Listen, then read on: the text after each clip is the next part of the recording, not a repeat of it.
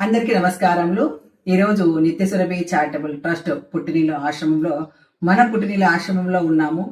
ఈరోజు ఆత్మకూరు దగ్గర ఉన్నటువంటి పాపంపల్లిలో ఒక కుటుంబానికి సరుకులు ఇవ్వడానికి వెళ్తున్నాము. ఈ కార్యక్రమంకు ప్రవాస భారతీయులు మా అన్నయ్య సహకరిస్తున్నారు. వారి కుటుంబానికి భగవంతుడు ఆయుర ఆరోగ్య ఐశ్వర్య సిరి సంపద సమస్త శుభాలు చేకూర్చాలని మనస్ఫూర్తిగా ట్రస్ట్ తరఫున కోరుకుంటున్నాను.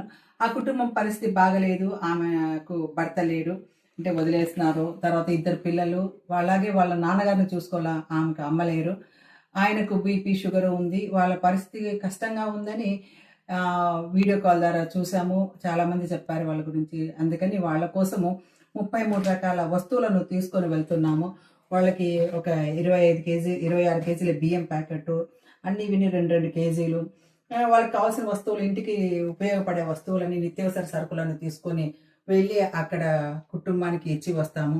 నేను అన్ని చోట్లకి రాలేను, అందరికీ సేవ చేయలేను. వీలున్న ప్రతి ఒక్కరూ ఇతరులకు సహాయం చేయండి. అందరూ బాగుండాలి. మీ నిత్యసరవి డాక్టర్ ఎస్ నిర్మలా మురళి.